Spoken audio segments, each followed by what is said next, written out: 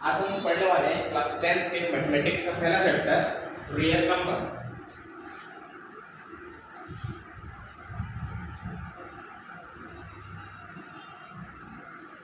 तो ये चैप्टर को पढ़ने से पहले नंबर के बारे में थोड़ा सा जान लेते हैं। वैसे तो ऑलरेडी आपको even number, odd number, prime number, composite number, ठीक है, इमेजिनरी नंबर, रियल, रेशनल ये सब पता है, लेकिन एक हल्का सा जानकारी प्रोवाइड कर देता हूँ ताकि वो काम आए।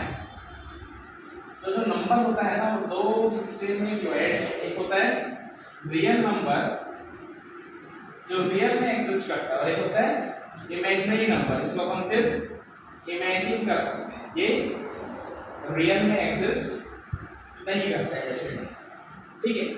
तो इमेजिनरी नंबर कैसा होता है, जैसे कि किसी भी नेगेटिव नंबर का रूट, जैसे कि -√-1, √-2 एक्सेट्रा, किसी भी नेगेटिव नंबर का रूट हम फाइंड नहीं कर सकते। जैसे कि √4 क्या होता है, 2 होता है ना, क्योंकि 2 का स्क्वायर 4 है, तो √4 क्या होता है, 2 होता है। √9 क्या होता है, 3 होता है, ठीक है। अब जो ये √9 होता है ना वो -3 भी हो सकता है, जो ये √4 वो -2 भी हो सकता है। क्यों हो सकता है वो मैं अभी एक्सप्लेन कर देता हूँ। -2 × -2 क्या होता है बताओ, माइनस प्लस और 2 2 4, सेम 2 × 2 क्या होता है, 4, 2 × 2 ये 4 होता है, -2 × -2 भी 4 होता है। मतलब ये जो √4 है उसको अपन 2 या फिर -2 दोनों ही हो सकता है। तो फिर अगर √4 ही 2 और -2 हो सकता है तो √-4 क्या होगा। अब अगर अपन √4 को 2 भी बोल सकते हैं, -2 भी बोल सकते हैं, तो √-4 को तो अपन -2 भी बोल सकते हैं, है ना। क्योंकि जो √4 है वो -2 भी है, कैसे होगा मान लो, इसका वैल्यू हम फाइंड नहीं कर सकते। तो इसको क्या बोलते हैं, इमेजिनरी नंबर। बड़ा ही सिंपल है, किसी भी नेगेटिव नंबर का जो रूट होता है वो क्या होता है, इमेजिनरी नंबर। अब दूसरे तरफ जो बचा हुआ बाकी जितना भी नंबर होता है, ठीक है, अब इसको छोड़ करके बाकी जितना भी नंबर बच गया वो क्या होता है, अपना रियल नंबर। अब रियल नंबर फर्दर डिवाइड है दो कैटेगरी में, अपना रैशनल और इरेशनल, ठीक है। रैशनल नंबर और इरेशनल नंबर। वैसे जो डायरेक्टली ये सब चीज काम नहीं आएगा, लेकिन प्रोबेबिलिटी पढ़ेंगे उसमें काम आएगा, प्राइम नंबर इवन नंबर से काम आता है, इसलिए हम उसको पहले से पढ़। तो इसमें रैशनल नंबर और इरेशनल नंबर, अब ये दोनों का तो होता है। तो इसको समझने के लिए मैं यहाँ से स्टार्ट नहीं करता, क्योंकि यहाँ से स्टार्ट में दिक्कत जाएगा। मैं स्टार्ट करता हूँ अपना नेचुरल नंबर्स। मेरे ख्याल से ये सभी को पता ही होगा कि नेचुरल नंबर होता क्या है। तो नेचुरल नंबर क्या होता है, 1 2 3 4, मतलब अपना 1 से लेकर के पूरा प्लस इनफाइनाइट तक का जितना भी नंबर होता है, ठीक है, 1 से लेकर के प्लस इनफाइनाइट, मतलब 1 2 3 4 5 6 7 8 9 10। अगर मैं आंख चालू करता हूँ लिखना, मैं बुजुर्ग हो जाऊंगा, मैं स्वर्गवास कर जाऊंगा, लेकिन नंबर कभी खत्म होगा नहीं होगा, क्योंकि इनफाइनाइट का मतलब ये होता है अनंत। तो वो हो गया अपना नेचुरल नंबर, कहाँ से, 1 से स्टार्ट होगा। अब वो अगर 0 से स्टार्ट होगा तो उसको क्या बोलते हैं अपन, होल नंबर। अब मैं ऐसे क्यों किया, क्योंकि जितने भी नेचुरल नंबर है ना सब क्या है, होल नंबर, क्योंकि होल नंबर में भी सब आते हैं, बस फर्क क्या है, इसमें 0 से आता है और इसमें क्या आता है, 1 से आता है। मतलब all the natural numbers are whole number. अब सेम एक और सर्कल बनाएंगे हम, थोड़ा इंटीजर्स। अब इंटीजर वैसे क्यों किया, क्योंकि इंटीजर क्या होता है, 0 से नेगेटिव की तरफ भी होता है, -1 -2 -3 -4 अप टू ∞। सेम पॉजिटिव की तरफ भी होता है, 1 2 3 4 और पूरा इनफिनिट, ठीक है, मतलब दोनों तरफ हो रहा है। तो क्या अपन बोल सकते हैं कि all the whole number are integer, बिल्कुल बोल सकते हैं। होल नंबर में 0 से लेकर इनफिनिट तक है, इंटीजर में क्या है, 0 से लेकर -∞ तक भी है और 0 से लेकर +∞ तक भी है, मतलब जितने भी होल नंबर है वो सारे इंटीजर्स को है। अच्छा, अगर मैं ऐसे बोलता हूँ क्या सब इंटीजर होल नंबर है, तो फॉल्स, क्योंकि इंटीजर में नेगेटिव नंबर भी है लेकिन होल नंबर में नहीं। तो all integers are whole number हम नहीं बोल सकते, all whole number are integer हम बिल्कुल बोल सकते हैं। अब रैशनल नंबर में क्या आता है, जब फ्रैक्शन, डेसिमल, ये सब जो बच गया ना वो क्या होता है, रैशनल नंबर। मतलब ये सब भी रैशनल नंबर है, जो इंटीजर्स है वो भी रैशनल नंबर है, जो होल नंबर है वो भी रैशनल नंबर है, जो नेचुरल नंबर है वो भी रैशनल नंबर है।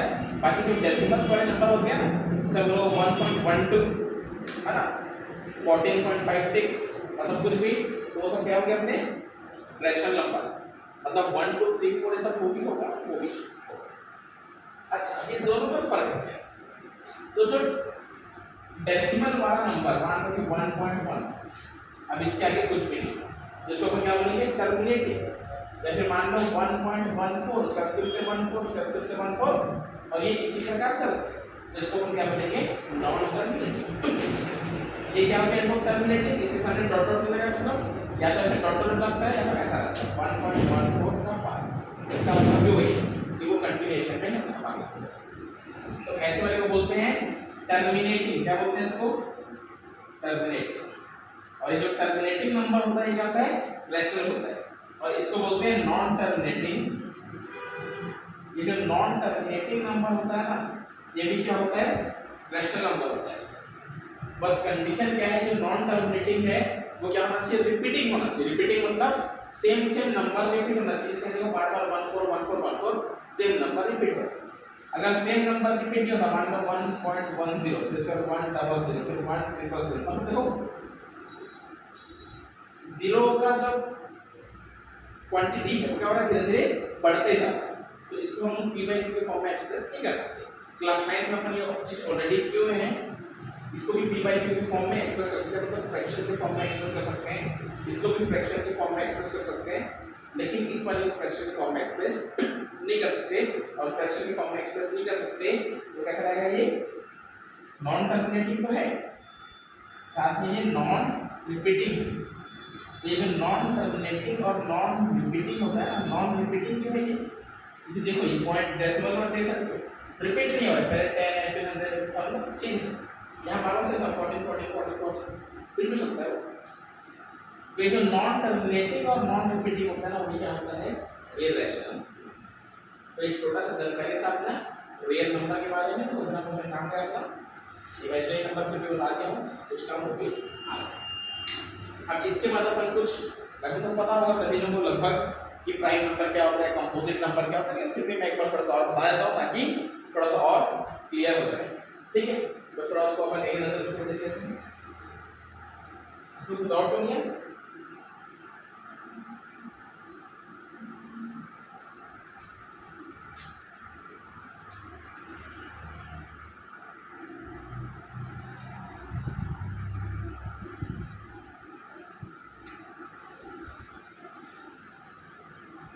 सबसे पहले अपन सिंपल से देखते हैं इवन नंबर। अब इवन नंबर का अपन लिखा सकते हैं, पता है जो 2 से डिविजिबल होता है वो क्या होता है?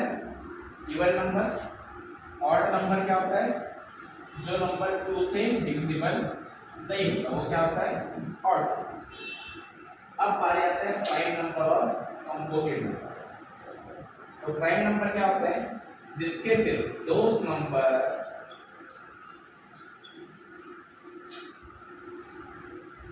who have only and only two factors।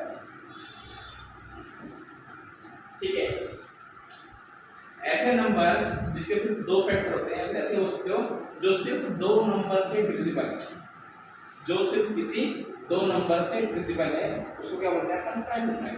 जैसे कि 2 को अपन 2 से डिवाइड कर सकते हैं 1 आएगा, 2 को अपन 1 से डिवाइड कर सकते हैं 2 आएगा, 3 को अपन 3 से डिवाइड कर सकते हैं 1 आएगा, 3 को 1 से डिवाइड करेंगे। देखो डिवाइड वाला मतलब डिविजिबल ऐसा बात किया जा रहा है, डेसिमल में ना। अब डिवाइड करेंगे तो मैं 2 को किसी भी नंबर से डिवाइड कर सकता हूँ, पॉइंट में यहाँ से डेसिमल में यहाँ, फिर वो ऐसे सिर्फ दो ही नंबर है 2 और 1। ठीक है, 3 के भी सेम है, 3 3 से डिवाइड हो सकता है और 3 1 से डिवाइड हो सकता है। जैसे कि 4 को अपन 4 से भी डिवाइड कर सकते हैं, 4 को अपन 2 से डिवाइड कर सकते हैं, 4 को अपन 1 से भी डिवाइड कर सकते हैं। तो 4 के दो कितने हो गए? 1 2 3, एक फैक्टर हो गया 1, दूसरा हो गया 2 और तीसरा हो गया 4। मतलब 3 नंबर से डिविजिबल है। तो जो 2 से ज्यादा नंबर से डिविजिबल होता है उसको क्या बोलते हैं अपन? Composite number. मतलब कंपोजिट नंबर किसको बोलते हैं? You have more than 2 factors, जिसके 2 से ज्यादा फैक्टर होंगे उसको अपन क्या बोलते हैं, अब वो चाहे 3 हो चाहे 4 हो चाहे जितना भी, ठीक है। तो इसी प्रकार से थोड़ा समझ सकते। अच्छा बात रहा 1 का, 1 क्या है, प्राइम नंबर है कि कंपोजिट, तो 1 ना ही प्राइम नंबर है ना ही कंपोजिट नंबर है। उसके पीछे भी रीजन है, क्योंकि 1 का सिर्फ एक ही फैक्टर है, 1 को सिर्फ 1 से डिवाइड कर सकते। मैं क्या बोल रहा था, प्राइम नंबर कब होगा, जब उसके 2 फैक्टर, कंपोजिट कब होगा, जब उसके 2 से ज्यादा फैक्टर है। तो 1 का तो सिर्फ एक ही फैक्टर है, 1 को तो अपन बोल देंगे। 1 के अलावा और किसी चीज से 1 को डिवाइड कर सकते हैं, आंसर डेसिमल में नहीं आना चाहिए। एक डिवाइड करने के बाद 1 को 2 से डिवाइड करो तो 0.5 आएगा, 1 को मैं 3 से डिवाइड करूंगा तो 0.33 आएगा। वैसे वाले डिविजिबिलिटी का बात हम लोग नहीं कर रहे हैं, हम लोग कैसे डिविजिबिलिटी का बात कर रहे हैं, कंप्लीट, मतलब डेसिमल में नहीं आना चाहिए। तो 1 डिवाइड बाय 1 1, तो इसलिए जो 1 है वो ना ही प्राइम नंबर है ना ही कंपोजिट नंबर है, याद रखना। 1 is neither prime number nor composite number. Clear है, odd number, even number, prime number, ठीक है, कंपोजिट नंबर वगैरह।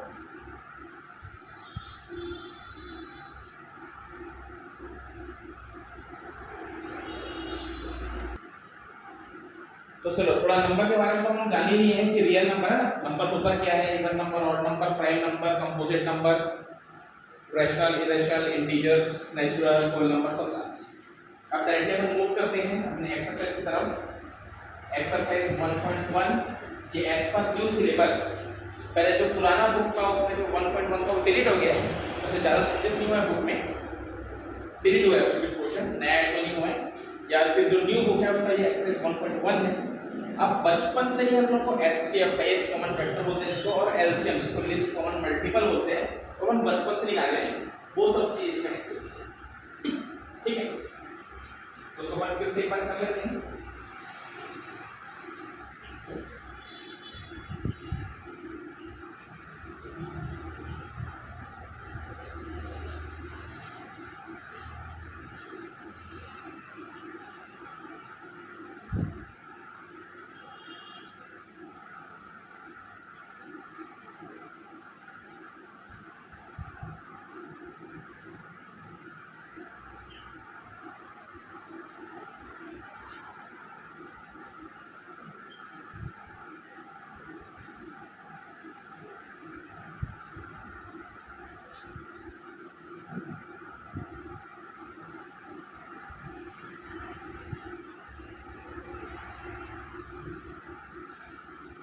बस ये क्वेश्चन नंबर 2 है, जो क्वेश्चन नंबर 1 है उसको स्किप किया क्योंकि वो एकदम इजी है, मैं इसको उस चीज को इसमें एक्सप्लेन कर दूंगा, ठीक है।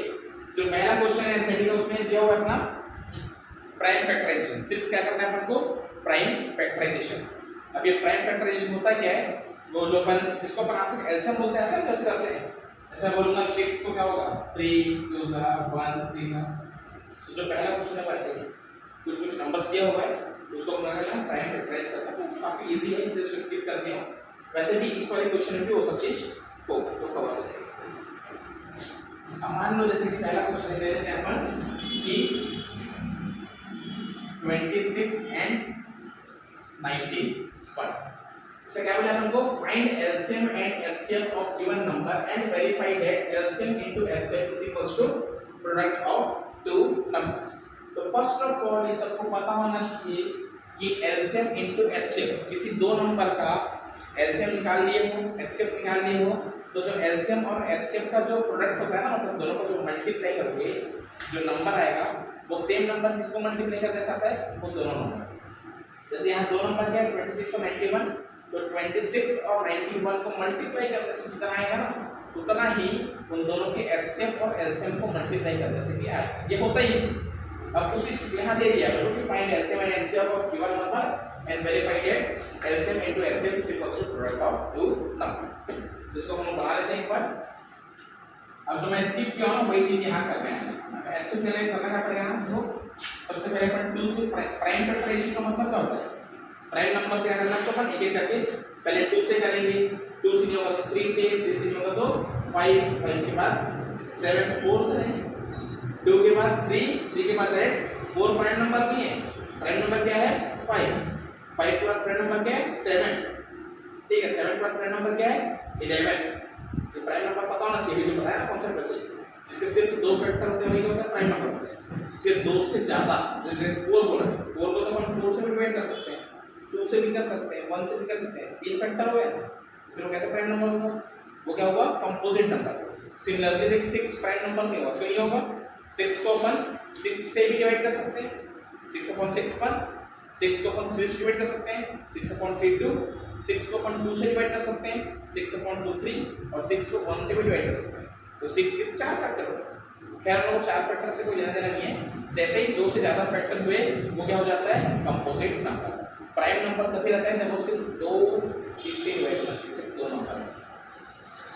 तो पहले किसी लेंगे 2 से, ये 2 से हो रहा है 26 डिवाइड बाय 2 कितना हो गया अपना 13 फिर 1 13 से अपन 91 को, तो 91 का 13 7 का 91 होता है और 1 13 का। अब अपन बचपन में एचसीएफ लिखा से ऐसे ही आया करते थे। अब इसमें भी एक था एचसीएफ वाला यूक्लिड डिवीजन एल्गोरिथम, जो कि ना ओमिडोस। तो होता क्या था एचसीएफ निकालने के अपन दोनों में कॉमन देखते थे। यहाँ कॉमन क्या है 30, तो एचसीएफ क्या हो जाएगा 30। एलसीएम क्या होगा जो कॉमन रहता है उसको एक बार लिखते हैं, बाकी जो जो बच गया सबको लिखते हैं। इससे क्या बच गया 2 बच गया और यहाँ क्या बच गया अपना 7। 13 2 26, 26 into 7 कितना हो गया 182। तो ये आ गया एचसीएफ और एलसीएम। अब हम लोग वेरिफिकेशन करने वाला वो भी कर देते हैं, verify LCM into HCF is equals to product of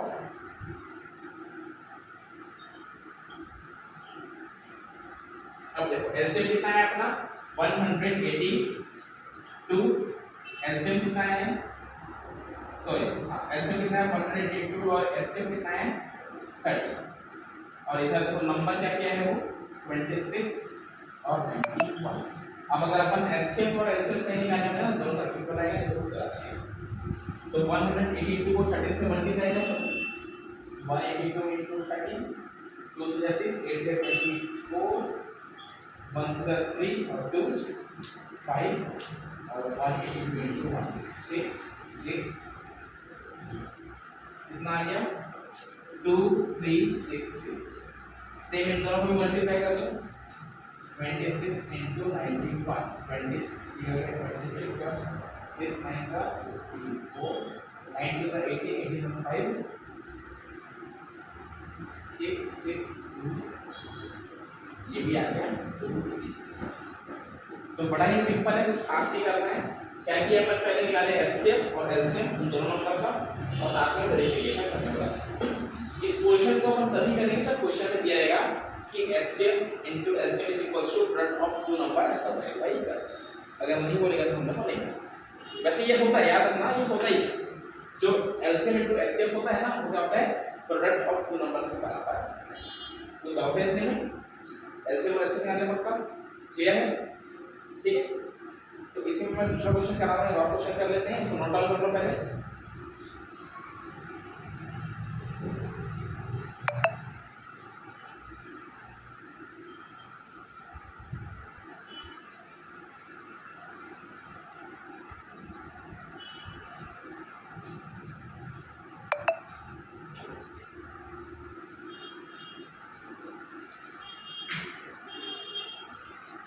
अब नेक्स्ट है अपना 510 and 92। टोटल 3 क्वेश्चन है, 3 में से 2 मैं करा रहा हूँ, एक होमवर्क रहेगा ठीक है। वो ऊपर के बाद क्वेश्चन है एनसीईआरटी के लिए, एनसीईआरटी का एक्सरसाइज 1.1 क्वेश्चन। सबसे पहले वही करते हैं जो मैं उसको स्किप मारा था, प्राइम फैक्टराइजेशन। अब 510 सबसे पहले हम क्या करेंगे 2 से डिवाइड करके देखेंगे हो रहा है कि नहीं। तो 2 से डिवाइड हो रहा है 255 2। अब देख अब ये 2 से डिवाइड नहीं होगा क्योंकि इस प्लेस पे क्या आ गया ऑड नंबर आ गया। इवन नंबर का कभी 2 से डिवाइड होता है ना, ये जो यूनिट डिजिट पे क्या होना चाहिए इवन नंबर होना चाहिए। अगर वहां ऑड आ गया तो 2 से डिवाइड नहीं होगा, तो 5 है। तो 2 से नहीं हो रहा तो फिर 3 से चेक करें। अब 3 से चेक करने का एक इजी रूल है, जो नंबर रहता है ना उसको ऐड कर दो। क्या करना उसको ऐड 2 + 5 7 7 + 5 12 क्या 12 3 से डिविजिबल है? तो फिर ये नंबर भी क्या होगा 3 से डिविजिबल होगा। अगर ऐसा कुछ नंबर आता जो 3 से डिविजिबल नहीं होता तो फिर ये नंबर भी 3 से डिविजिबल नहीं होता। फिर अपन किससे करते हैं 5 से किया। तो यहाँ तो फिलहाल 3 से डिविजिबल है 85 3 से होता है ये। अब यहाँ देखो 17 5 और जो 85 आया है वो 8 प्लस होगा 13 13 तो 3 से डिविजिबल है नहीं तो ये नंबर 3 से डिविजिबल होगा नहीं। तो 17 5 का 85 और 117 का 70। नेक्स्ट है अपना 92 क्या है 92 क्या होगा देखो ये 46 2 सा 23 2 सा और 1 23 से धीरे धीरे सीखते हो प्राइम फैक्टराइजेशन हम बचपन से करते आ रहे हैं कुछ खास नहीं। ये 510 क्या है तो 2 into 3 into 5 into 17 और ये 92 का क्या है 2 into 2 into 20। अब देखो ये एकदम सिंपल है इस वाली लाइन में और इस वाली लाइन में सिर्फ एक बात कोई जो है वो क्या है कॉमन है। तो एक्सेल कितना हो गया 2 ठीक है। एलसीएम में क्या होता है फिर से बता रहा हूं जो कॉमन रहता है उसको एक बार देखते हैं बाकी जो बच गया वो लिख दो। क्या होता है 3 बार 3 5 70 2 and 23 2 and 20 जो कॉमन था उसको दो के बाद देखिए मल्टीप्लाई कर दो 2 3 सा 6 6 5 सा 30 30 into 17 कितना हो गया 510 into 2 कितना हो गया 1020 1020 into 20 देखो मल्टीप्लाई करो मेरा पूरा 1020 into 23 तो अपने हो जाएगा 3 से करेंगे तो 3060 और 2 से करेंगे तो हो जाएगा 204 कितना है ये 2 2 3 4 6 0। अब नेक्स्ट स्टेप अपना क्या है वेरीफाई करना। ये वेरीफाई को बार-बार बता रहा हूं तभी करना है जब क्वेश्चन में दिया रहता है ऐसा। कैसे करते हैं verification LCM into HCF is equals to क्या होना चाहिए product of two numbers LCM into HCF. LCM देखो कितना है 2 3 4 6 0 एचसीएफ कितना है 2 प्रोडक्ट ऑफ टू नंबर देखो कितना है 510 और 92 तो इन दोनों को मल्टीप्लाई करो कितना आ रहा है यार अपना 46,920 कुछ नंबर का तो इसलिए मल्टीप्लाई होता है इसके मतलब क्या है 510 into 510 into 92 हो जाएगा 1020 और हो जाएगा 945 ठीक है। तो ये भी क्या हुआ 4692। अगर एचसीएफ और एलसीएम सही निकाले तो फिर हमेशा क्या होगा इक्वल आएगा। अगर इक्वल नहीं आया तो इक्वल ऐसे चेक करने का तरीका भी है कि अपन एचसीएफ और एलसीएम सही निकालना है कि तो एक पहला क्वेश्चन था अपना 26 और 91 वाला दूसरा ये एक और क्वेश्चन दिया उसको बना लो सब ना। एक काम कर सकते हैं सब जैसे इसमें क्वेश्चन पढ़ते आ रहा वीडियो पॉज करते जाओ और कॉपी में नोट डाउन करते जाओ क्या होगा सीखते जाओ ठीक है।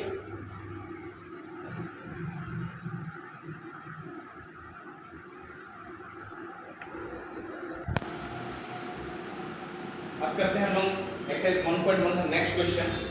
अब देखो दो क्वेश्चन कवर हो गया बार-बार बता रहा हूं प्राइम फैक्टराइजेशन वाला क्वेश्चन जो पहला क्वेश्चन है उसको नहीं करवाया क्योंकि उसमें यही करना था हम करते हैं ना प्राइम फैक्टराइज और उसके बाद एचसीएफ और एचसीएफ निकालते हैं।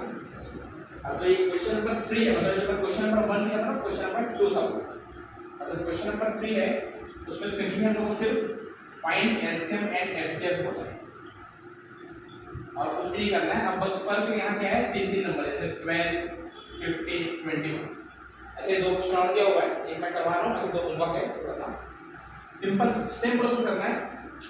12 का प्राइम फैक्टराइज करेंगे पहले 6 2 सा 3 2 सा 1 3 सा क्लियर।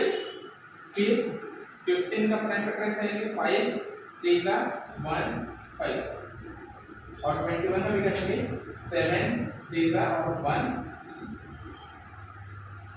तो देखो 12 का जो प्राइम फैक्टराइजेशन है क्या है 2 into 2 into 3 15 का क्या है 3 into 5 और 21 का क्या है 3 into तो अगर ध्यान से देखेंगे तो तीनों में जो 3 है वो क्या है कॉमन तो अपना जो हाईएस्ट कॉमन फैक्टर जिसको अपन HCF बोलते हैं वो क्या हो गया 3। एलसीएम में क्या करेंगे नुमान बताएगा, चलो बताओ। एलसीएम में क्या करेंगे, सबसे पहले तो कॉमन उसके ऊपर लिखेंगे 3, फिर क्या क्या आएगा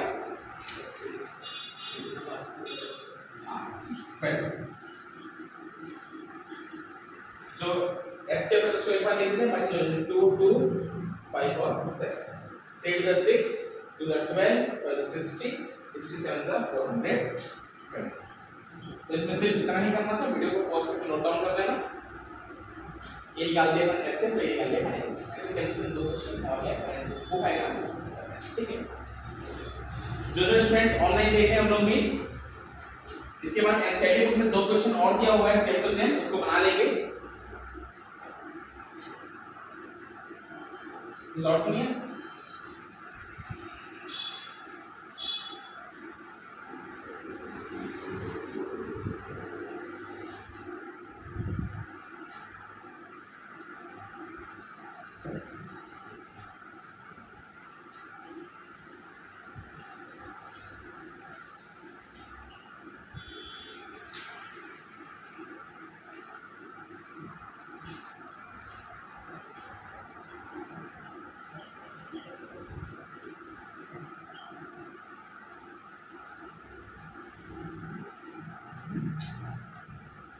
दिया हुआ है गिवन दैट HCF ऑफ 306,657, मतलब ये दो नंबर का जो HCF है वो कितना है 9 है।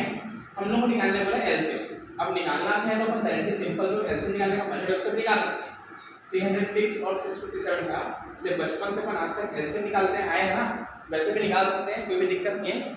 लेकिन मैं निकलवाऊंगा उस तरीके से जब भी अपन कर रहे थे ना LCM into HCF is equals to product of the number, उसमें क्या होगा अपन को प्राइम फैक्टराइजेशन वगैरह नहीं करना पड़ेगा, बिना उसके सिर्फ मल्टीप्लाई और डिवाइड से बन जाएगा। क्या था formula, LCM into HCF is equals to product of two number। अब यहाँ से LCM कितना है वही तो निकालना है, फाइंड करना है। HCF कितना दिया हुआ है 9, प्रोडक्ट ऑफ टू नंबर कितना होगा 306 और 650। अब ये मल्टीप्लाई में हो सकता है, क्या होगा 306 into 657, ये 934 कट रहा है। अब ये 34 into 657 कितना हो जाएगा, 34 into 657 देख लेते हैं, 657 into 34, 7 4 का 28, 5 4 का 22, 6 4 का 24, 24 और 2 26, 7 3 का 21, 5 2 का 15, 15 और 2 17, 6 is 18 plus 1 9, 8 3 6 plus 7 13, 9 plus 2 11 plus 1 9 plus 2 11 plus 1 12, कितना आ गया देखो 2 2 3 3 8। नॉर्मल अपन जो बचपन से निकालते आए हैं अगर उस तरीके से भी निकालोगे एलसीएम तो भी 2 2 3 3 8 ही आएगा इस तरीके से। ये इजी पड़ता है, सिर्फ अपन को मल्टीप्लाई डिवाइड किया, वैसे भी मल्टीप्लाई उसमें भी करना पड़ता है। अगर नॉर्मल ऐसे तरीके से निकालते हैं ना जो बचपन से निकालते हैं आज तक की, तो अभी अपन को आखिरी में जाकर फिर यहाँ जो आता है सबको पूरा क्या करना पड़ता है मल्टीप्लाई करना। उससे सही ये था आपका क्वेश्चन नंबर 4। समझ में आया? ठीक है, वीडियो को पॉज करके इसको नोट डाउन।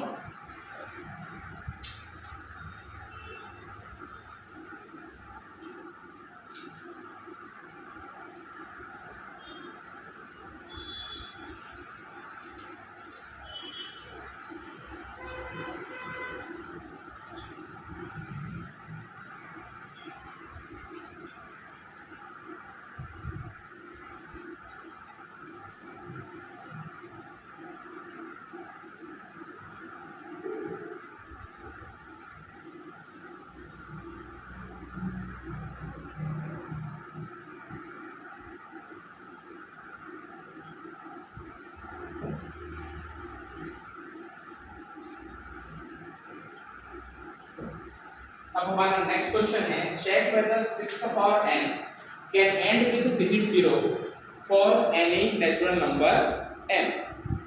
तो इस क्वेश्चन में हम लोग देखेंगे कि 6 का पावर n किसी भी नेचुरल नंबर n के 0 से एंड होगा कि नहीं होगा।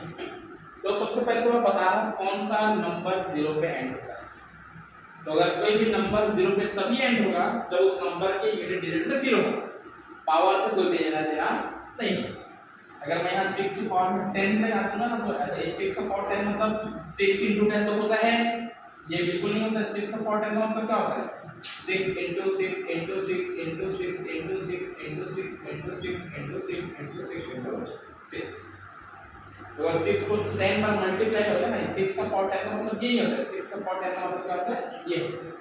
जिसको जब मल्टीप्लाई करोगे तो यूनिट डिजिट में 6 ही आएगा, 0 नहीं आएगा। अब 0 आता कब है, बात रही है 0 कब आता है। तो 0 कब आता है अगर इस नंबर, ये जो पावर्स मतलब ये नंबर में अगर कहीं 0 है, कहाँ यूनिट डिजिट, तभी क्या होता है वो 0 से एंड होता है। अब यूनिट डिजिट में 0 कब होता है, उसको होने के लिए होना चाहिए जो भी नंबर रहेगा उसके प्राइम फैक्टराइजेशन में 2 और 5 होना चाहिए। क्या होना चाहिए 2 और 5, 2 भी होना चाहिए 5 भी होना चाहिए। बाकी और कोई नंबर रहेगा चलेगा, लेकिन कम से कम एक 2 और कम से कम एक 5। ज्यादा 2 होगा वो भी चलेगा, ज्यादा 5 होगा वो भी चलेगा, और कोई नंबर होगा वो भी चलेगा, लेकिन कम से कम एक 2 और एटलीस्ट 1 5 होना चाहिए, तभी वो नंबर क्या होगा 0 पे एंड। तो ये तो हम लोग समझ गए कि ये कभी एंड नहीं होने वाला 0। लेकिन अब इसको लिखने का तरीका है, उस तरीके को बताया था, क्वेश्चन कैसे किया है उसको लिखना सेम क्वेश्चन वैसे ही। और जनरली ये ऐसा क्वेश्चन ही देता है जो 0 से एंड नहीं होता। तो सबसे पहले हमको लिखना पड़ेगा any number and with digit 0, and मतलब एकदम यूनिट डिजिट 0 ना, and with digit 0 if it has both 2 and 5 as its prime factor। अब डायरेक्टली हम लोग ये नहीं लिख सकते ना कि जिस नंबर की यूनिट डिजिट में 0 रहेगा वही 0 पे एंड होगा, ऐसा अपन नहीं लिख सकते। हम लोग कैसा थोड़ा एक मैथमेटिकल वे से लिखना पड़ेगा कि any number end with digit 0 if it has both 2 and 5 as its prime factor। अब यहाँ 6 में देखो, अगर 6 का मैं प्राइम फैक्टराइजेशन करता हूँ 3 2 और 1 3 सर, क्या इसमें 2 और 5 दोनों हैं? नहीं है। 2 है नहीं 5 है नहीं, दोनों होना चाहिए ना, बोथ दोनों, 2 भी होना चाहिए 5 भी होना चाहिए। Here 6 has 2 as its prime factor but does not have 5 as its prime factor। 5 नहीं है, therefore 6 to the power n cannot end with digit 0 for any natural number। ये n की प्लेस पर कुछ भी आ जाए वो कभी 0 पे एंड नहीं होगा। अब इस प्लेस पर कुछ भी नंबर आ जाए सबसे पहले उसको प्राइम फैक्टराइजेशन करना पड़ेगा। प्राइम फैक्टराइजेशन करने वाले उसमें 2 और 5 दोनों आता है, तो क्या लिखते हैं यहाँ कि उसमें दोनों फैक्टर हैं, therefore वो जो नंबर है एंड विद डिजिट 0। यहाँ 9 हुआ वो यस हो जाएगा, ठीक है। तो इसको भी वीडियो को पॉज करके लिख लीजिएगा, तो क्वेश्चन और बचा इसमें, उसको अपन कंप्लीट कर लेते हैं। हमारा एक्सरसाइज 1 कंप्लीट हो जाएगा।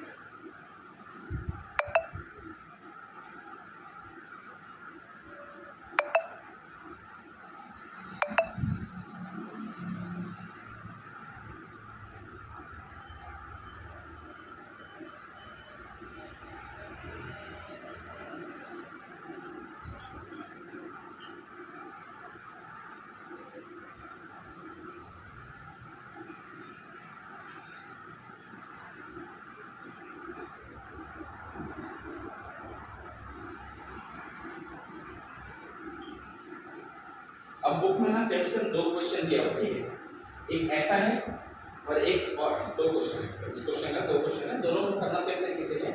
हमने को ये बोला है explain why 7 into 11 into 13 plus 13 is a composite number. ये कंपोजिट नंबर क्यों है ये अपन को एक्सप्लेन करना है।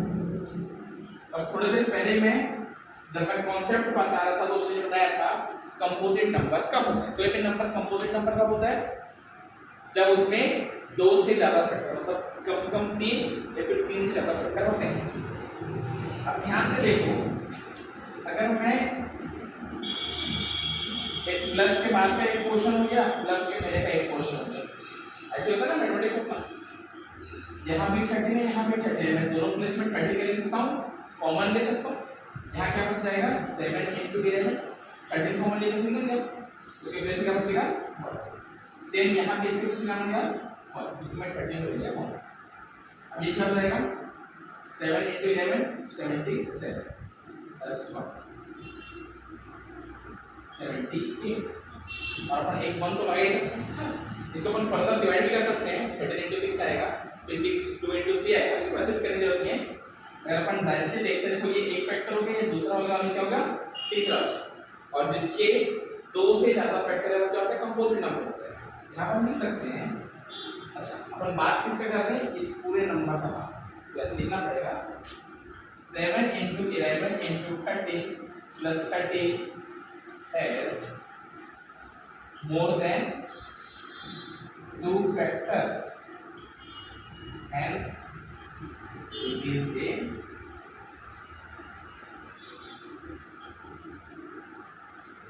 composite number।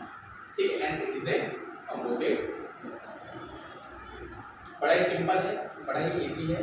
ऐसे सेम से एक और क्वेश्चन है, उसको भी करना है, उत्तर दिया हुआ है इसमें कुछ और कुछ ये कंपोजिट नंबर कैसे होगा ये बराबर आ गया ना। यानी वो दो से ज्यादा फैक्टर है, फैक्टर मतलब क्या मतलब ये जो कंप्लीट पूरा नंबर होगा उसको अपन 13 से डिवाइड कर सकते हैं, उसको अपन 78 से डिवाइड कर सकते हैं, उसको अपन 1 से डिवाइड कर सकते हैं। क्यों कर सकते हैं क्योंकि ये तीनों मल्टीप्लाई होके ही बन रहा है ना, तो अपन डिवाइड भी कर सकते हैं। एक लास्ट क्वेश्चन है, मैं क्वेश्चन तो नहीं करना, थोड़ा बड़ा है क्वेश्चन, क्वेश्चन को रिपीट कर रहा हूं। क्वेश्चन नंबर 7 है वो एनसीईआरटी एक्सरसाइज 1.1। तो उस क्वेश्चन में कुछ ऐसा है, हिंट लिख देता हूं। दो चिल्ड्रन है, एक है रवि और एक है सोनी। एक सर्कल के शेप में फिल है, ठीक है, ये क्वेश्चन नंबर 7 है एनसीईआरटी का। जो रवि है उसको 12 मिनट लगता है, 12 मिनट्स, और सोनिया को 18 मिनट्स टू कंप्लीट 1 राउंड। ठीक है, to complete 1 round of a ground. ये ग्राउंड का सर्कल के शेप में ग्राउंड है, इसका एक राउंड कंप्लीट करने में रवि को लगता है 12 मिनट, ठीक है, और सोनिया को लगता है 18 मिनट्स, 18 मिनट।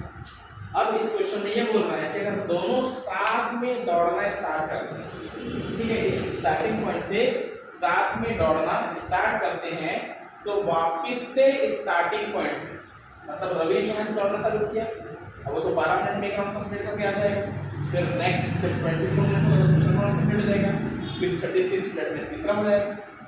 सोनिया क्या होगा 18 मिनट में पहला, फिर 36 में दूसरा, इस प्रकार से चलेगा।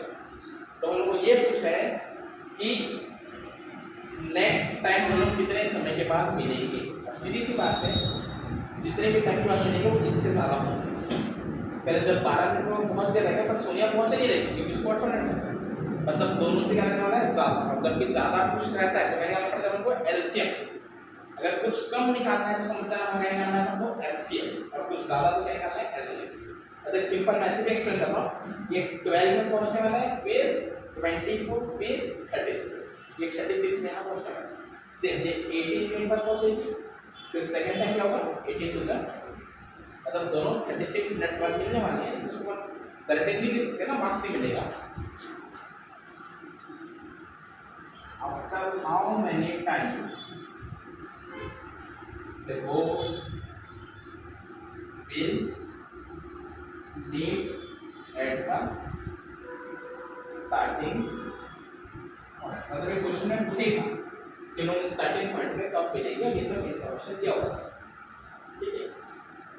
क्या होगा इसका एलसीएम ऑफ 12 and 18। चलो वो बचपन वाला रिलेशन दिखाया था, बचपन में अपन एलसीएम कैसे निकालते हैं। तो ऐसे 6 2 जा 9 2 जा, अब ये तो 2 से डिवाइड नहीं हो रहा है, ये 3 2 जा और यहाँ 9 रहेगा। अब दोनों 3 से हो रहा है तो ये 1 3 जा, ये 3 3 जा, फिर ये 1 3 तो 1 2 2 जा 4 4 3 जा 12 12 3 जा 36। मतलब आफ्टर 36 मिनट हम काउंटेंगे, फिर से वेट करेंगे एट द स्टार्टिंग। तो यहाँ हमारा होता है complete exercise 1.1 chapter number 1 real number का। हर एक क्वेश्चन को नोट डाउन कर लेना कॉपी में, वीडियो पॉज कर सकते हैं। आप सभी भी जितने भी बच्चे ऑनलाइन देखने वाले हैं यूट्यूब में, वो भी सब इसको नोट डाउन कर लेंगे। और एक रिक्वेस्ट है सभी बच्चों से, देखो आज मैं पहले बार ये स्टार्ट कर रहा हूँ, चैप्टर नंबर 1 रियल नंबर से चालू कर रहा हूँ। अगर सभी लोग अच्छे से लाइक सब्सक्राइब शेयर करेंगे, मेरे को भी मोटिवेशन मिलेगा। और ये जो आज एक कदम बढ़ाया मैं अपनी तरफ से, ये पूरा प्रोबेबिलिटी के लास्ट टॉपिक तक चलेगा, साथ में फिर बोर्ड एग्जाम का भी मिलकर के तैयारी करेंगे, बहुत अच्छा नंबर स्कोर करेंगे इस बार। बस एक ही काम करना है, लाइक करें, सब्सक्राइब करें चैनल, बेल आइकन को प्रेस करें ताकि आने वाले अगले वीडियो की नोटिफिकेशन जल्द से जल्द आपको मिल जाए। Thank you.